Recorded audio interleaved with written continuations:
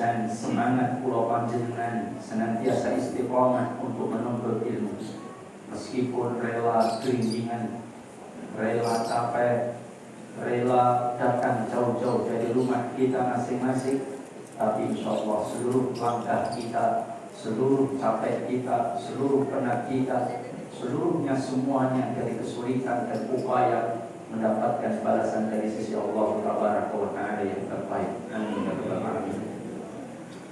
Alhamdulillah, pada pagi hari ini kita akan membahas dalam surah Al-Baqarah ayat 168,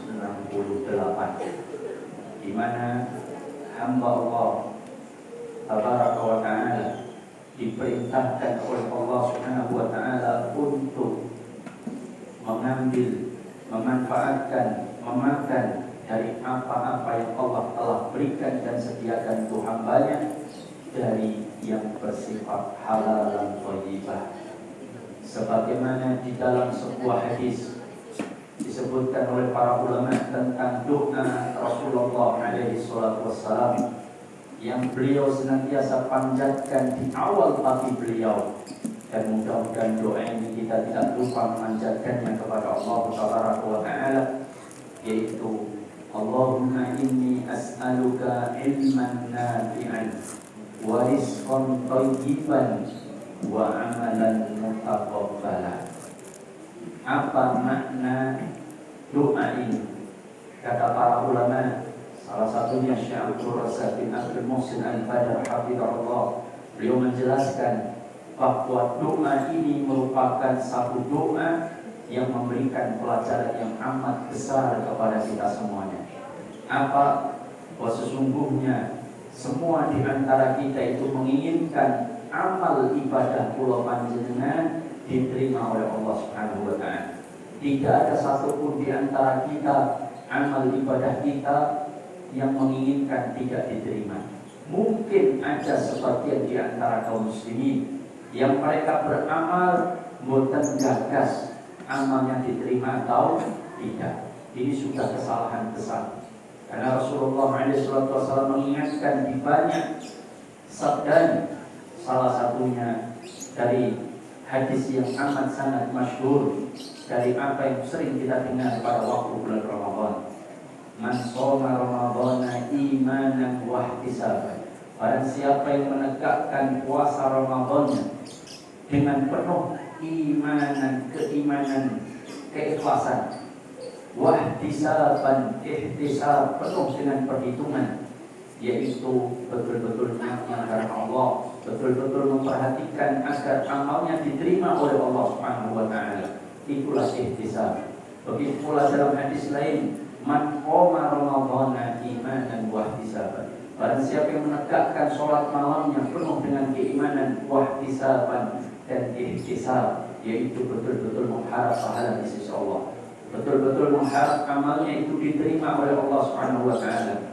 Maka ini syarat yang Rasulullah alaihi wasallam sampaikan agar setiap amal yang kula panjenengan jangan dilakukan hanya sekedar menggugurkan kewajiban.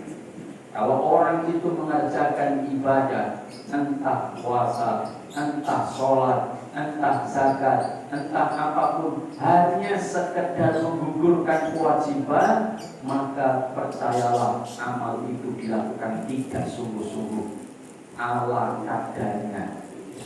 Sing penting ora dosa, sing penting orang ninggalke sholat, buh ditompo ora gagas. Sehingga biasanya sholatnya kelingan macam-macam. Pas sholat kelingan inti dereng di entah arep mendung, semacam-macam. Maka atau pas sholat malah mikirnya utang, malah mikirnya panganan, semacam-macam. Maka orang yang sholatnya tidak bersifat ihtisaban, betul-betul mengharap pahala di sisi Allah, betul-betul memperhatikan amalnya itu hal apa saja yang akan merusak amal ibadah yang akan diterima oleh Allah, maka dia betul-betul perhatikan sunnah-sunnah dalam amal-amal tersebut. Dia lakukan dengan sepenuh hati dan perasaannya. dia betul-betul mengharap keridhaan dan pahala di sisi Allah, itulah sikap ihtisaban. Dia hindari segala tujuan ibadah itu dari selain Allah Subhanahu wa ta'ala. Itulah ihtisab, niat betul-betul ikhlas karena Allah Subhanahu wa ta'ala. Nah, ini tentang amal yang diterima oleh Allah Subhanahu wa ta'ala. Maka oleh karena itulah, untuk kita menjadikan amal kita diterima, maka syaratnya salah satunya yang harus diperhatikan apa? Rizqon thayyiban, yaitu rezeki yang thayyib. Apa itu thayyib? Kata Al-Imam An-Nawawi atau banyak ulama yang lain mengatakan thayyib itu ada dua. Apa itu? Halal dan baik atau barokah. Halal dan berkah. Karena ada rezeki itu yang halal tapi belum tentu baik bagi orang tersebut. Ya. Contoh, ada orang usaha halal dia dagang, tapi ternyata dengan dia sukses rezekinya diperbanyak oleh Allah Subhanahu wa ta'ala, malah ratau pengajian. Bisa. Karena sibuk tokone oke. Karena dengan dagangnya yang sukses malah rakelingan wong tua, jarang jenguk orang tua. Karena bisnisnya yang besar, kemudian dia malah tidak peduli dengan saudara-saudaranya kaum muslimin, nggak pernah ngurus, nggak pernah memperhatikan, nggak pernah mendukung, nggak pernah memberikan bantuan, nggak pernah. Nah, itu namanya rezeki dia tidak thayyib. Wa asa an tuhibbu syai'an wa huwa syarrul lakum wa asa an takrahu syai'an wa huwa khairul lakum. Boleh jadi sesuatu yang kamu senangi, kamu inginkan, kata Allah, itu sesungguhnya tidak baik bagimu. Tapi boleh jadi yang tidak kamu senangi itu malah baik bagimu. Kita kadang-kadang senang dengan bondo kata, duit villa, duit miliaran, ini ternyata Allah tahu bahwa kalau kita diberikan duit kata, duit villa, malah keluyuran kan putih-putih, apa namanya, healing. Ya, kalau zaman orang sekarang, piknik lah, kemana-mana, ratau pengajian, malah istri senang-senang kok, malah mampir Alexis, macam-macam. Maka Allah jadikan kita itu berkecukupan atau pas-pasan atau mungkin malah miskin. Dengan itu lebih baik bagi kita. Utangnya oke malah dumone kencang, gitu kan? Rata utang utangnya lunas malah lali dungo. Nah, maka utang bagian dari nikmat Allah yang mendekatkan kita kepada Allah. Sing penting sebelum mati dibayarkan oleh kita. Nah, tapi jangan mudah berhutang. Sebab hutang itu, kata Rasulullah, kehinaan di siang hari, kegalauan di malam hari. Sebab di siang hari doya-oya iya kita mulai yang Melayu rono mrene nomor HP ini ganti kan balik tadi.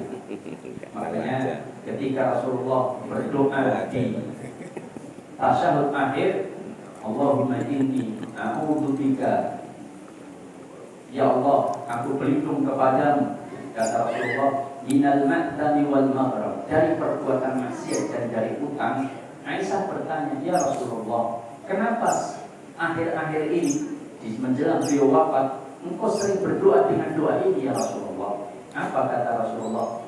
Ya Aisyah, inna rajula idza gharima hadatha faqala.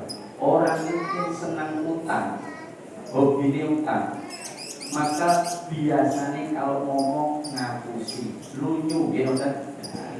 Ning yen janjeni mongke saestu kula balik bingung ngarep niku meleset dina niku. Itu yang kebiasaane utang. Maka sampe maki tetapi utang itu boleh asalkan tidak mengandung unsur yang haram.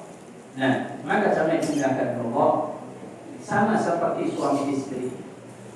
Ada seorang laki-laki datang kepada saya, wah jenengan saya enak pun sukses, kata dia menurut dohir dia. Maka dengan kemudian yang mudah-mudahan dengan juga sukses kan bulan sukses uang dereng pautat. Kalau ini pengen dan cepat sugih, Lah mau pokok pengen cepet sugih, kula jem rabi melih.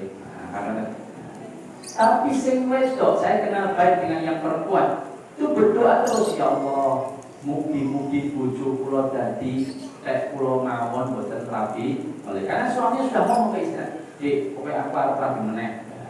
Bojo to Mas, pokoknya kowe iki dumanen karo aku. So enak wis duwite lumayan. Bojone donga muga-muga bojone setia. Artinya boten rabi melih. Bukan berarti rabi melih boten setia, bukan. Tapi supaya jadi miliknya saja. Akhirnya dikabulkan doa siapa? Doa istrinya. Sehingga Allah jadikan laki-lakinya miskin terus. Sebab dia tidak ada sugih rabi melih. Makanya doa istri dan doa suami kadang-kadang bertabrakan.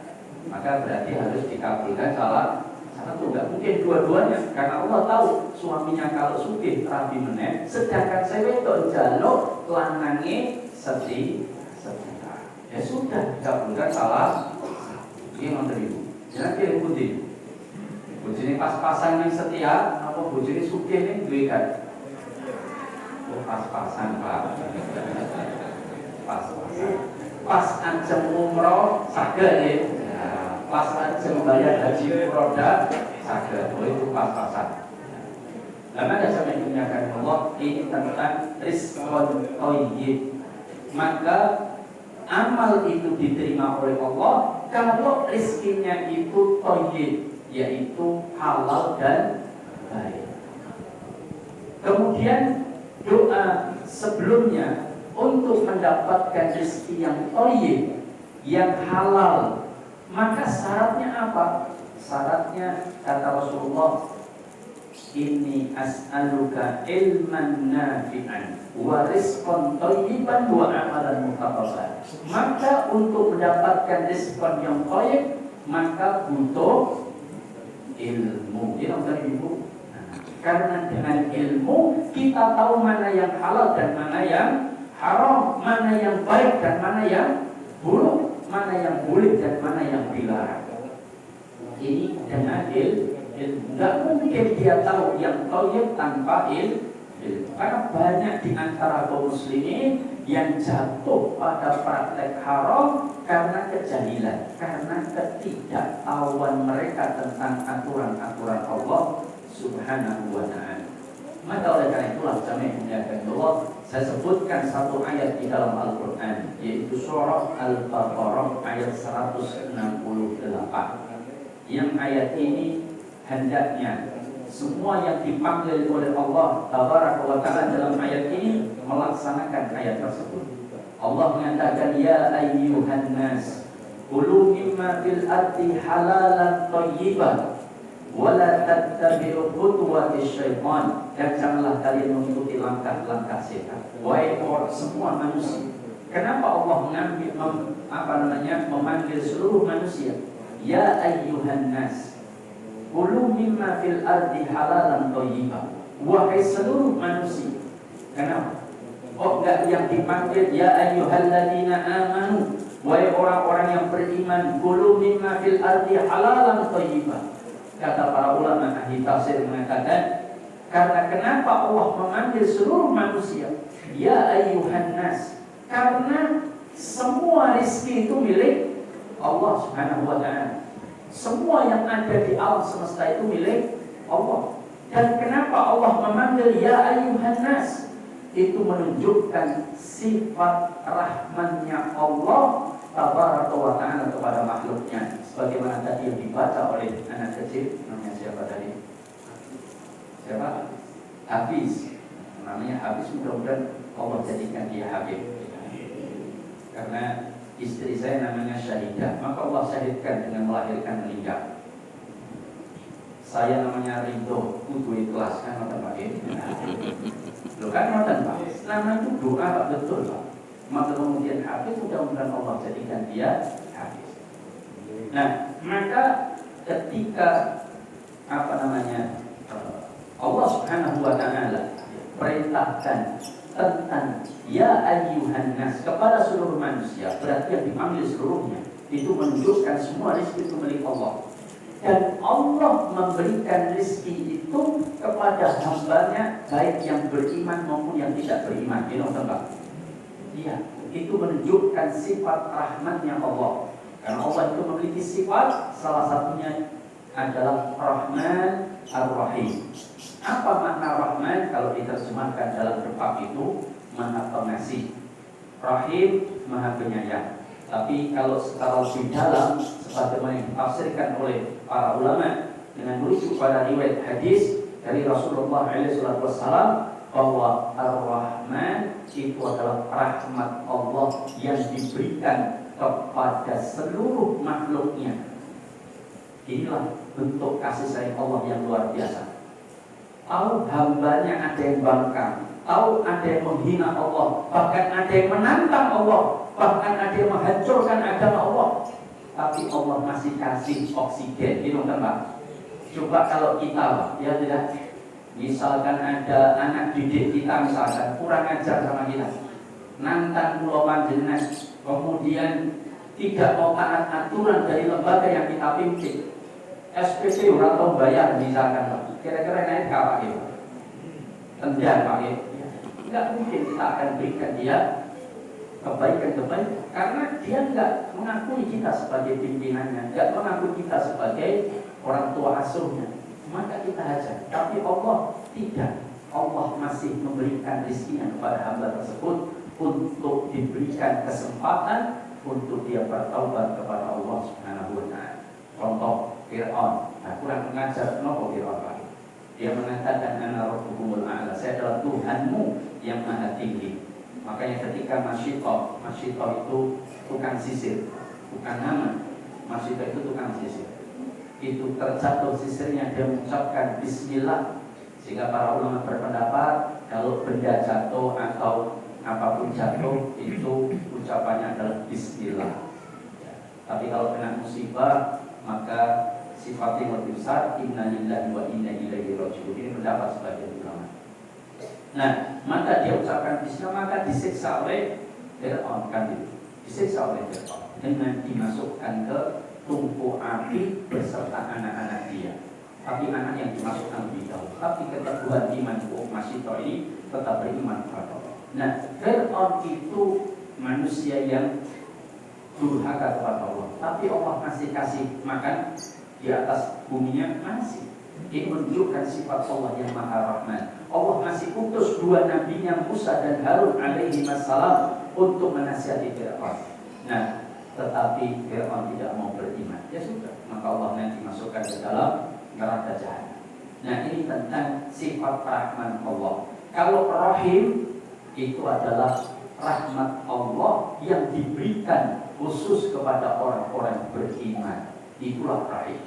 Makanya Rasulullah menyatakan nama yang paling disukai oleh Allah itu adalah nama sifat Allah, yaitu Ar-Rahman dan Ar-Rahim, dengan menambahkan Abdul, Abdurrahman, Abdurrahim, atau Abdullah. Ini tiga nama yang paling dicintai oleh Allah. Setelah itu baru nama-nama dengan sifat Allah yang lain seperti Abdul Razak. Tapi kalau nanti punya anak namanya Abdul Razak, manggilnya juga harus sempurna. Abdul Razak, Zak Razak kan itu kan? Tidak, tapi Abdul Razak. Kita itu kadang-kadang nama panjang, ape-ape diceluke nggak ada maknanya. Abdurrahman diceluk Dul, gitu kan? Di Arab sana nggak ada orang manggil disingkat jadi itu kan. Namanya Abdurrahman dipanggil ya Abdurrahman, ya Abu Ubaidillah, ya apa namanya Zubaidah misalnya. Atau yang namanya itu sempurna dipanggil. Yang kita itu sering disingkat. Nah, maka sampai punya Allah ini tentang kenapa Allah memanggil seluruh manusia, karena semua diperintahkan dari hambanya yang telah mengambil rezeki dari Allah itu mimma fil ardi halalan thayyibah, dari apa-apa yang ada di atas muka bumi ini halalan thayyibah, yang halal lagi baik. Wala tattabi'u khutuwatis syaitan, dan janganlah kalian ikuti langkah-langkah setan. Innahu lakum aduwwum mubin, karena sesungguhnya setan itu musuh kalian yang nyata. Maka oleh karena itulah sama yang punya Allah, maka salah satu yang harus diperhatikan seorang muslim itu adalah kehalalan dan kebaikan dari makanan yang kita makan, dari kendaraan yang kita pakai, dari rumah yang kita tinggal. Maksud halal ini kulu wasrobu, makan dan minumlah. Ini tidak hanya makan minum saja, tetapi menggunakan barang apapun juga harus halal. Jadi duit bondo haram, itu duit haram. Ojo mbok tukoke panganan, tukoke kendaraan, bae rapopo. Ini enggak benar. Ya. Ini pendapat yang tidak tepat. Kenapa? Karena ada hadis Rasulullah SAW yang ternyata pakaian yang dia kenakan itu juga menjadi berdampak pada diri seseorang atas amal soleh yang dia kerjakan. Nah, maka oleh karena itulah sama Allah yang dimaksud memakannya itu juga termasuk secara zahir memakan, memasukkan barang ke mulut, dan juga memakan itu maksudnya adalah memakai atau menggunakannya. Itu harus halal. Dan halal itu ada dua halal. Ayam halal apa enggak? Ayam kampung halal apa enggak? Belum tentu. Nah, kalau ayam kampungnya tonggolnya dibedok, maka babi meskipun disembelih dengan menghadap kiblat, diperbahkan sebelah kiri, badan kakinya moncong ke sebelah mana? Utara, moncongnya babi ditarik ke sebelah selatan, tempat penyembelihan lehernya dihadapkan ke kiblat, lalu diucapkan Bismillahi Allahu Akbar, Allahumma taqabbal minni, disembelih share. Terus takbiran bareng Allahu Akbar, Allahu Akbar, tetap haram. Kenapa? Karena zatnya haram. Maka makanan disebut halal itu kalau halal secara zatnya juga halal secara memperolehnya. Itu dua harus diperhatikan. Roti itu halal secara zatnya kalau tidak mengandung yang haram. Tetapi cara memperolehnya juga diperhatikan. Kalau model ke warung sebelah, maka kalau model itu, lama ada sama itu niatan Allah berkaitan dengan harta haram. Ini ada dua dibagi oleh para ulama. Harta haram dan cara bertobatnya pun berbeda. Cara bertobatnya berbeda. Harta haram yang tidak halal itu ada dua bentuk.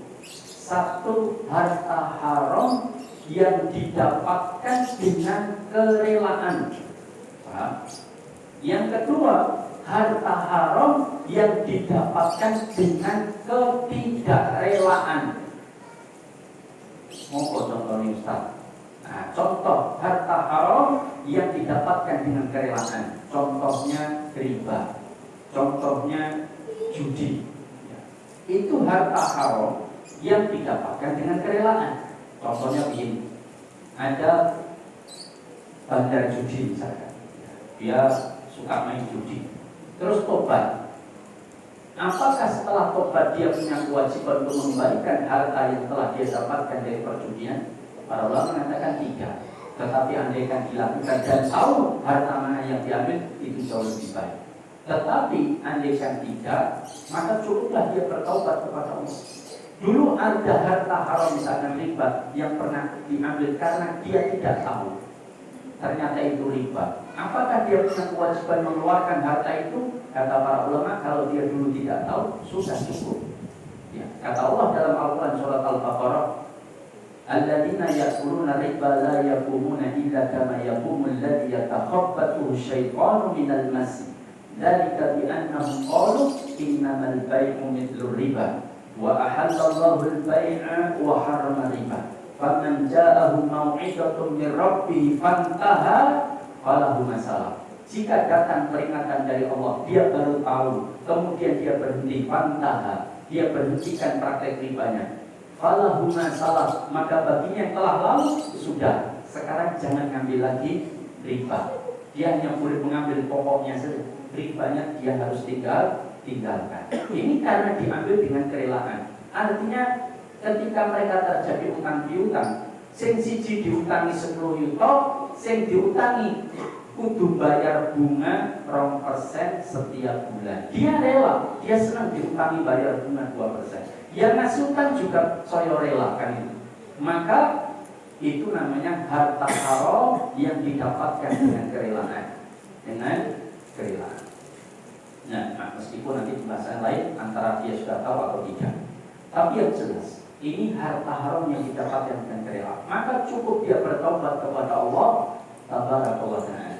Tetapi jenis yang kedua ini yang paling berat, yaitu harta haram yang didapatkan dengan ketidakrelaan.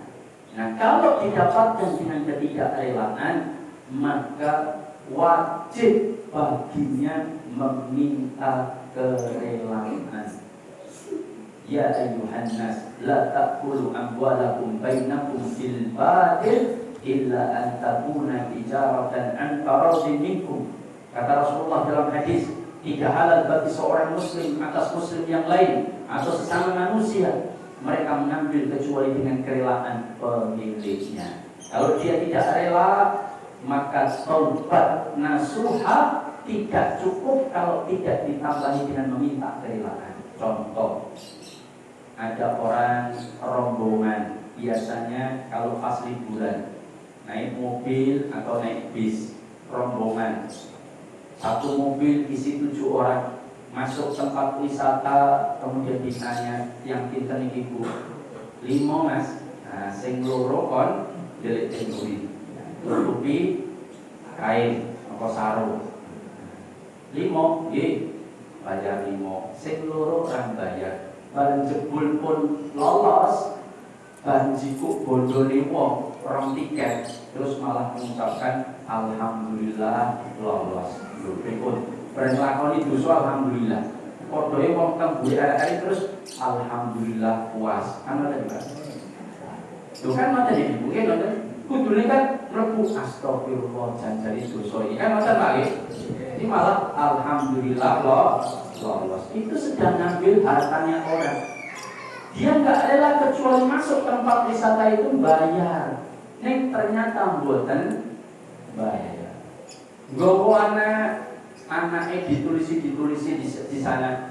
Anak di atas 6 tahun bayar tiket penuh, di bawah 6 tahun gratis. Anaknya umur 7 tahun, lho, kowe ngomong iku tekone umurku 5,5. Padahal pun 7 tahun. Nah, ini tidak akan selesai dengan taubat saja, tidak. Maka dia wajib meminta kerelaan atau mengembalikan atau membayar tiket tersebut. Itu baru selesai urusan. Sebab dosa itu ada 3 bentuk, kata Rasulullah SAW.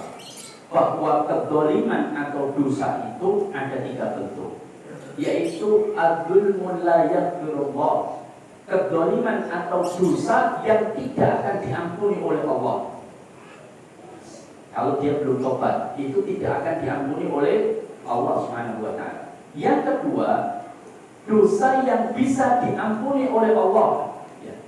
Adzulmun yaghfirullah, kedoliman yang Allah bisa mengampuninya meskipun belum sempat tobat. Belum sempat tobat mati. Kalau Allah itu ingin ampuni, itu urusan Allah. Yang ketiga, adzulmun, kedoliman yang tidak akan dibiarkan oleh Allah. Nah, 3 macam dosa, 3 macam kedoliman. 1 kedoliman yang tidak akan diampuni oleh Allah, 2 kedoliman yang bisa diampuni oleh Allah, dan kedoliman yang tidak akan dibiarkan oleh Allah. Saya jelaskan 3 kedoliman ini. 1, kedoliman yang tidak akan diampuni oleh Allah. Allah tegaskan dalam surah An-Nisa ayat 48. Innallaha la yaghfiru an yushraka bihi wa yaghfiru ma duna dzalika liman yasha. Allah tidak akan ampuni satu dosa bernama syirik.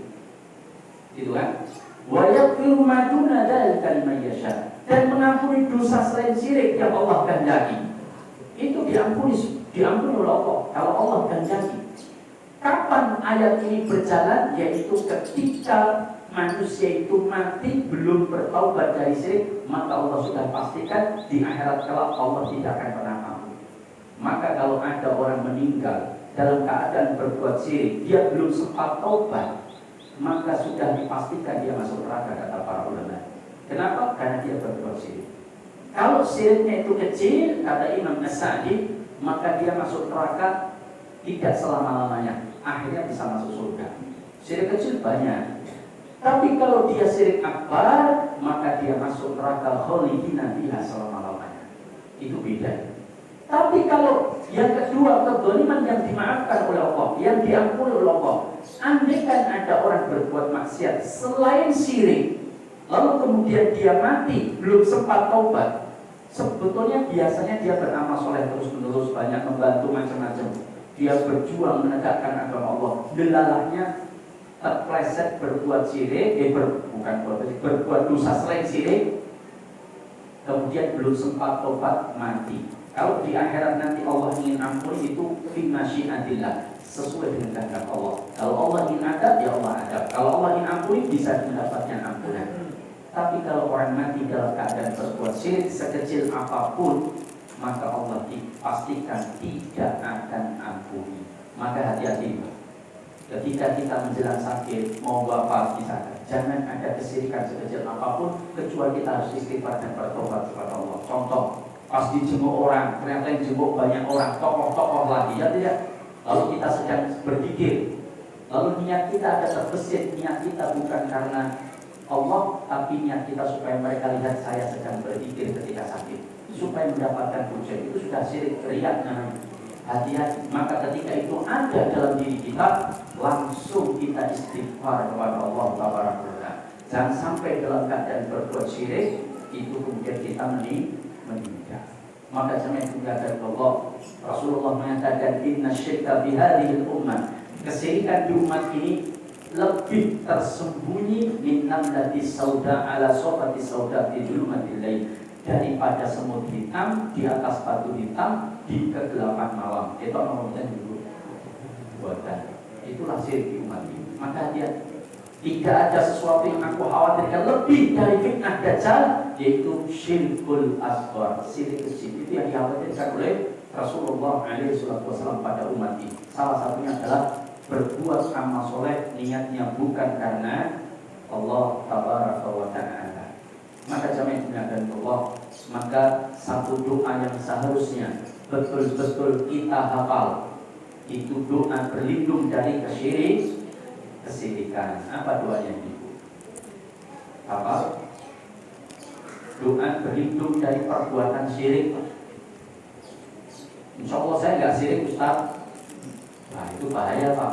Mau Rasulullah saja berdoa dengan doa ini. Nabi Ibrahim saja, ya Allah, jauhkan aku dari perbuatan menyekutukan Engkau, dan jauhkan dari anak-anakku dari menyembah berhala-berhala. Itu Nabi Ibrahim, Imam Tauhid, bapaknya ahli tauhid, saja berlindung kepada Allah dari perbuatan syirik. Apalagi model kita, jelas harusnya lebih banyak berdoa dengan doa ini. Kita mengatakan di masjid iki mergo aku orang ngadeg, soalnya sing ngurusin dia aku. Mengatakan seperti itu sudah termasuk bentuk kesyirikan. Gak boleh. Kenapa? Karena sesuatu yang terjadi bukan karena kita, tapi karena Allah mengizinkan atau tidak. Kita menjadi wasilah saja. Maka Gusto, obat itu mesti mari, obat iman. Tapi kalau dia meyakini Allah memberikan kesembuhan lewat obat ini, tidak apa-apa. Tapi kalau kita meyakini obat inilah yang menyembuhkan, ya jadi masalah. Tapi obat ini hanya menjalankan sunatullah. Kalau umat yang membeli pudrek Pak, ampun kalau panas. Karena kan gue itu nih berjalan sesuai sunatullah. Buktinya apa? Kalau Allah yang menyembuhkan, buktinya ada yang mau beli obat mumet satu dengan obat yang sama, kondisi yang sama, si cicik mumet, si mari ini loh Pak. Sama podo kena COVID Pak. Bahkan si cicik pun tuwa waktu asam urat tinggi, gagal ginjal barang, terus kemudian gulanya juga tinggi, kena COVID dengan jenis yang sama. Sing siji enom gagah dari olahraga biding iran, jelalah kena COVID. Sing lor-loran malah mati Pak. Sing siji sing sehat, sing kuat perkasa kena COVID malah mati. Itu banyak Pak. Betul. Bapak saya itu umur 86. Gulanya sudah tinggi karena usia bukan karena keturunan. Kemudian asam urat tinggi, kemudian dia sudah lama itu kan sudah berat waktu-waktuan. Kemana-mana dikompon, diminta kakak saya dokter agar pakai masker, kadang-kadang nggak mau, risi rapinan. Kena COVID Pak, 2 kali malah. Alhamdulillah saya sehat. Nah ada satu teman dokter gagah, gede dhuwur, sehat fisiknya, sering naik kuda, berjemur, makanannya diperhatikan, kemudian kesehatan yang diperhatikan, minum multivitamin, kena COVID jenis yang sama, mati Pak. Itu menunjukkan yang menyembuhkan bukan obatnya, tapi Allah Subhanahu wa Ta'ala. Foto-foto dodol siomay Pak, gimana Pak? Mulane foto, yone dodol foto, rezeki ini beda Pak, ya tidak? Jadi bukan manusia yang menentukan, tapi Allah yang menentukan. Sama seperti anak-anak muda, nggak boleh dia mengatakan hidup matiku hanya untuk pasopati, nggak boleh Pak. Itu syirik Pak. Kenapa? Hidup mati kita itu Allah. Inna sholati wa nusuki wa mahyaya wa mamati lillahi rabbil alamin. Amin.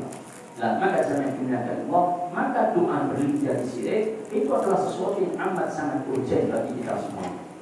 Allahumma inni a'udzu bika an usyrika bika wa ana a'lam wa astaghfiruka lima la a'lam. Itu doa yang seharusnya kita supaya Allah betul-betul menjauhkan kita dari perbuatan syirik. Karena ada satu hadis yang sangat menggembirakan bagi pulau panjenengan. Apa kata Rasulullah dalam riwayat Imam Muslim? Andaikan manusia itu datang kepada Allah besok di akhirat dengan dosa sepenuh bumi, Pak, selama dia tidak melakukan perbuatan syirik, maka Allah bisa mendatangi dia dengan ampunan sepenuh bumi pula. Allah ampuni seluruh, bahkan dosanya dibalikkan menjadi pahala. Itu haknya Allah. Fi masyiatillah, sesuai dengan kehendak Allah, selama tidak syirik. Makanya kita berusaha mati dalam keadaan tidak melakukan syirik sekecil apapun, Pak. Sekecil apapun. Nah, maka saya menggunakan Allah ini tentang bagaimana doa yang seharusnya kita panjatkan. Nah, saya kembali lagi kepada harta halal. Maka harta halal ada yang sifatnya harta haram, ada yang sifatnya didapatkan dengan kerelaan, ada yang sifatnya didapatkan dengan ketidakrelaan. Ustaz, saya kemarin ke Tawamangun, ini ada jamaah. Kebetulan saya makan di warung soto. Pas bayar rampungan pulau ngantuk kan Solo Pak Ustaz. Sampai Solo kelingan rong tempe rung tak omongke Pak. Terus saya kemarin berinisiatif memasukkan ke kotak infak 5.000 sebagai jual tempenya supaya disedekahkan atas nama pemilik warung. Apakah sah atau tidak? Maka saya menyampaikan tidak sah, sebab warung ini enak pakai, wong ini bisa dijangkau, maka tidak boleh. Kemudian haruskan, tapi ratu cocok Ustaz, balik tempe, loroi paling 2.000, yuk banter-banternya 4.000 Pak Ustaz. Lah bensin ini kau Pak Ustaz, niku yuk paling orang seliter minim, seliter lagi pun 2.000, durung keselip, durung mangan barang. Nah kan ratu cocok Ustaz. Cucuknya jangan membandingkan dengan bensin 1 liter, tapi bandingkan dengan jenengan tidak terhalang untuk masuk surga. Itu jelas cucuk Pak. Makanya ada seorang ulama ketika dia beli di kota Mekah kurma, lalu ada di timbangan itu jatuh 1 biji, kemudian penjualnya memasukkan lagi supaya beratnya sama atau lebih berat sedikit. Ternyata si ulama tadi mengambil buah kurma yang jatuh tadi, dimakan tanpa izin. Setelah dia pulang ke negerinya Palestina, dan kemudian dia merasa gelisah. Kok hatiku gelisah ini kok dosa kok tak lakon. Dia mikir terus, mikir itulah kepekaan ulama. Kita nggak peka saking kakian dosa, ini jadi tak peka. Kalau ulama itu peka dosa sedikit saja, dampaknya tahu. Di kendaraanku mogok, dosa ini tadi kerasani. Maka dia bertaubat. Begitu ulama. Kalau kita kan orang gagas, orang kroso belas, apapun kulino. Nah, maka ketika didatangi di muhasabah, dia baru ingat, oh ternyata 1 butir kurma itu yang membuat saya tidak nyaman dalam hidup. Akhirnya apa? Mau 1 butir kurma, dia harus berjalan dari Palestina ke menuju Mekah, dan itu biayanya besar Pak, dan taruhannya nyawa. Kenapa? Karena untuk mengembalikan kerelaan. Sampai seperti itu dilakukan oleh para ulama. Makanya dampak dari harta haram itu berat. Pertama, dalam riwayat hadis disebutkan menyebabkan doa kita tidak diterima oleh Allah. Rasulullah mengatakan, ar-rajulu yutilu safar ash'ata akbar yamuddu yadayhi ila sama, ya rabbi ya rabbi, wa mat'amahu haramun wa mashrabuhu haramun wa malbasuhu haramun wa ghudiya bil haram fa anna istazahu lidzalik. Rasulullah mengatakan ada orang yang melakukan safar yang begitu panjang, begitu jauh. Dia rambutnya kusut masai, pakaiannya kumal karena jauhnya perjalanan. Kemudian dia mengangkat kedua tangannya ke langit, memohon kepada Allah Taala, yamuddu yadayhi ila sama. Kemudian dia mengucapkan ya Rabbi ya Rabbi. Bayangkan 4 kondisi yang doanya sangat mustajab. Rasulullah memberikan ibarat itu luar biasa. 1, dia safar. Kita ketahui bahwa Rasulullah mengatakan doa yang sangat mustajab itu ad-da'watul musafir. Orang yang sedang safar itu doanya mustajab. Maka jangan sia-siakan kalau jenengan sedang safar. Apalagi safarnya ibadah seperti umroh atau haji. Jangan sia-siakan berdoa di sepanjang perjalanan. Yang kedua, doanya orang yang didolimi ad-da'watul madlum. Yang ketiga, doanya orang tua kepada anak. Ini 3 doa yang mustajab. Dan orang ini berada pada kondisi dia safar yang amat jauh. Yang kedua, rambut pakaiannya kusut masai. Itu menjadikan dirinya tidak menyombongkan diri, Pak. Tawadhu. Karena biasanya kalau orang menyombongkan diri itu ya pakai yang mewah-mewah, pakai yang bagus-bagusnya, orang itu. Mana ada orang pakai sepeda ontel terus menyombongkan diri dengan sepeda ontelnya itu banget dan baik. Allah benci kepada orang kaya yang sombong, tapi Allah lebih benci kepada orang miskin yang sombong. Wis sepedane ontel, elek, nyilih tonggone, nyombongkan diri kan berapa? Tapi kondisi yang seperti itu tidak membuat dia sombong, akan lebih kepada ketawaduan. Yang ketiga, yaitu orang ini mengangkat kedua tangannya, memanjangkannya ke langit, maksudnya mengangkat kedua tangan. Itu juga doanya sangat mustajab oleh Allah Subhanahu wa taala. Kemudian yang ketiga, ya Rabbi ya Rabbi, dia bertawassul dengan asma dan sifat Allah, dan ini juga menjadikan doanya sangat lebih mustajab. 4 kondisi yang doanya seharusnya mustajab. Apa kata Allah? Wa mat'amahu haramun, makanannya terdapat makanan yang haram. Wa mashrabuhu haramun, minumannya terdapat minuman yang haram. Wa malbasuhu haramun, pakaiannya juga terdapat pakaian yang haram. Wa ghudiya bil haram, dia masih terus melakukan praktek haram, belum bertaubat kepada Allah. Fa anna yustajabu lidzalik, maka bagaimana mungkin doanya itu diterima oleh Allah?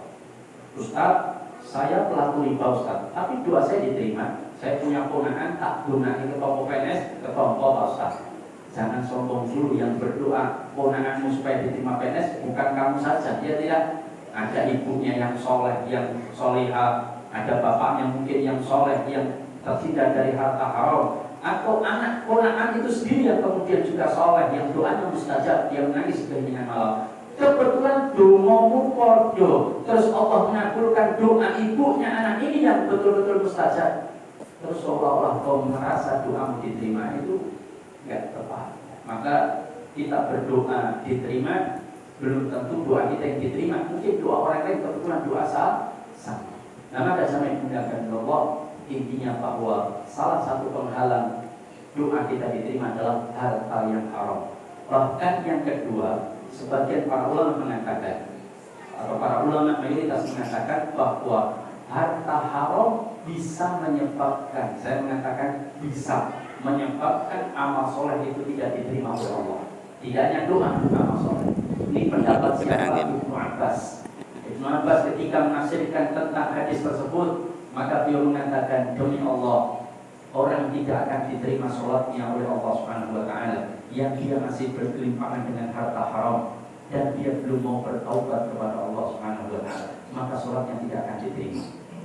Ini adalah pendapat Ibnu Abbas, dinukil dalam kitabnya Al-Imam Al-Dhahabi dalam kitab Al-Kabair. Silahkan dibaca dalam kitab Imam Al-Dhahabi Asy-Syafi'i, seorang ulama besar ahli hadis dari mazhab Syafi'i, itu menyatakan pendapat Ibnu Abbas, Allah tidak akan menerima sholat seorang hamba yang di dalamnya terdapat harta haram dan belum mau bertaubat. Tanda taubat itu menghentikan.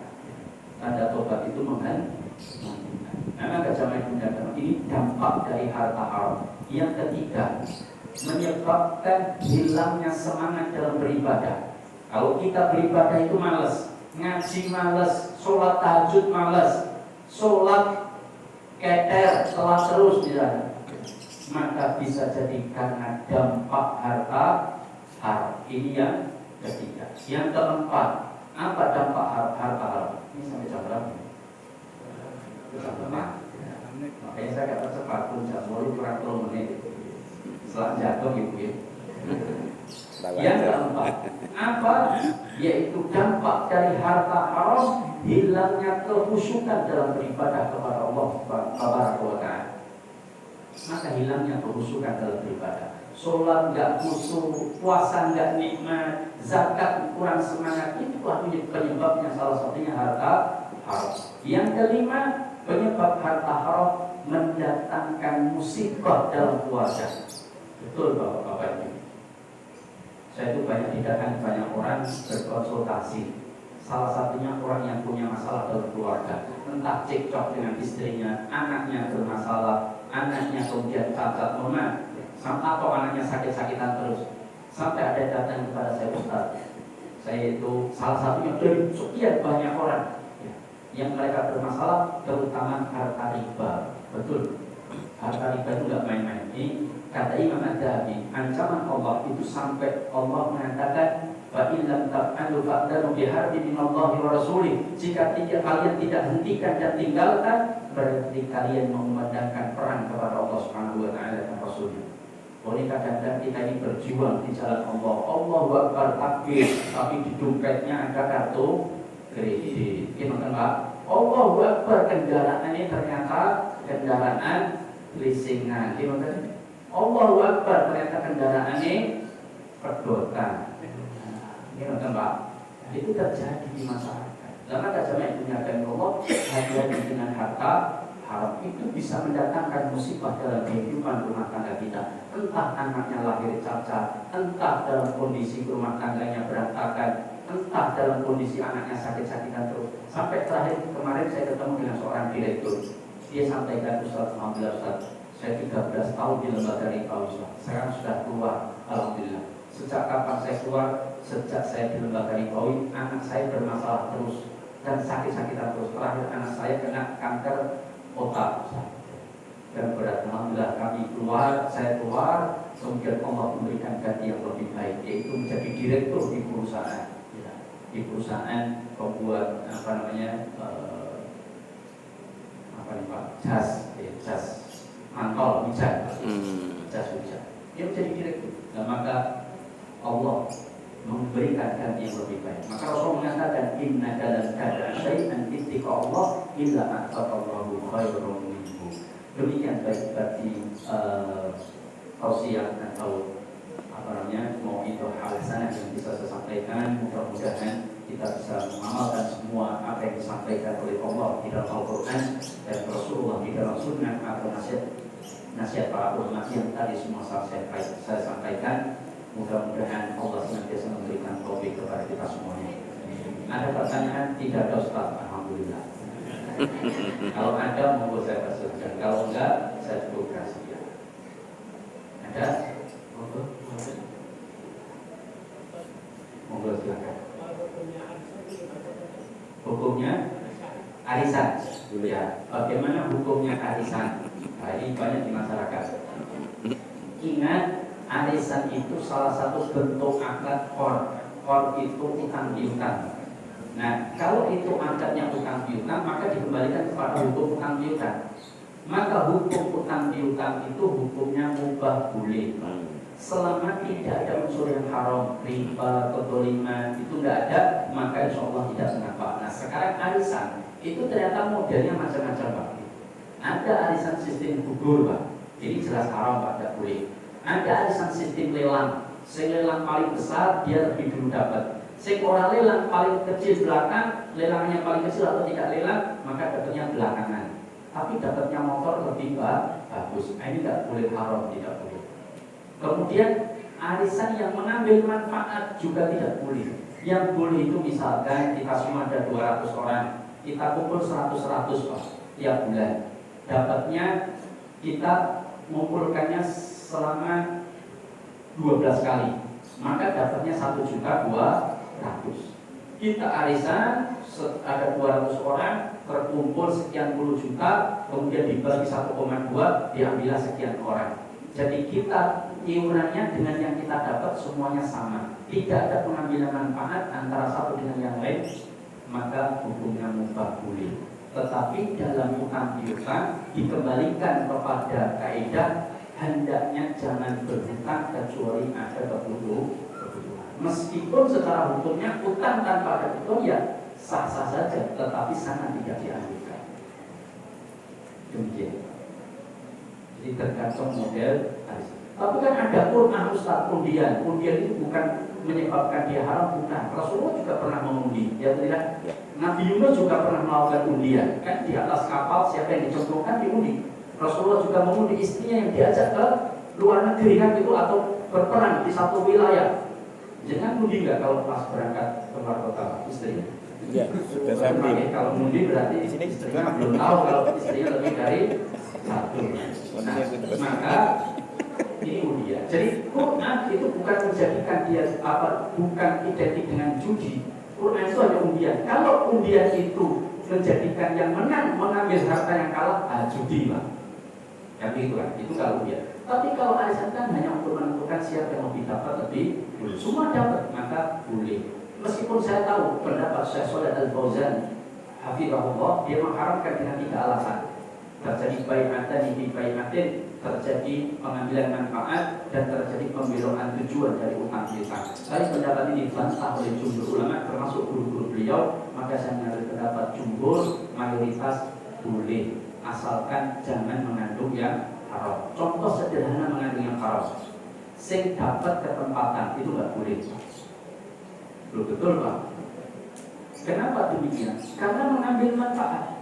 Contohnya begini, kita kumpul 100 atau 200, dapatlah saya. Maka hakikatnya saya itu sedang utang panjenengan semua. Ya setiap orang 200.000. Terus jenengan bersepakat dengan saya, Ustaz, antum dapat ini. Maka besok bulan depan jenengan harus ngasih makan kita. Paham? Nah, itu tidak boleh. Itu sama saja mengutangi, mengambil manfaat. Nah terus gimana caranya supaya boleh? Gampang Pak. Maka ulama itu ngasih solusi, tidak hanya memfatwakan haram. Apa solusinya? Penentuan ketempatannya jangan didasarkan arisan. Paham? Contoh, arisan itu kan biasanya nginduk ke pengajian, rapat RT, kumpul keluarga kan gitu Pak. Ketempatannya itu didasarkan rapat RT-nya menurut urutan rumah misalkan, atau diundi tersendiri, atau pengajian keluarganya yang hidangkan yang ke tempatnya itu tidak masalah, tapi urutannya jangan didasarkan dapatnya arisan. Arisan tersendiri, ke tempatnya tersendiri, maka tidak ada masalah. Jadi betul-betul memisahkan ketempatannya itu bukan didasarkan dapatnya arisan. Misalkan kita arisan, terus ketempatan untuk rapat RT ya kita undi sendiri, kan gitu. Arisannya diundi sendiri, nah itu sudah memisahkan, nggak ada masalah. Tapi kalau sing itu ketempatan terus ngeimanan, nah itu dikhawatirkan akan disangkutkan dengan utang piutang. Wallahu ta'ala a'lam bishawab. Ya cukup ya. Itu. Selamat berdoa. Mari jamaah dimuliakan Allah, kita bermunajat di pagi hari ini. Mudah-mudahan pagi yang insyaallah penuh dengan keberkahan di masjid yang diberkahi oleh Allah. Mudah-mudahan doa kita semua dikabulkan. Mudah-mudahan dosa-dosa kita dikuburkan oleh Allah. Mudah-mudahan hati kita disucikan oleh Allah Subhanahu wa taala dan ditambatkan dan ditautkan senantiasa dengan Allah Subhanahu wa taala, dan seluruh dosa-dosa orang-orang yang mendahului kita, istri kita, suami kita, ayah kita, anak kita, maka mudah-mudahan diampuni dosanya oleh Allah Subhanahu wa taala.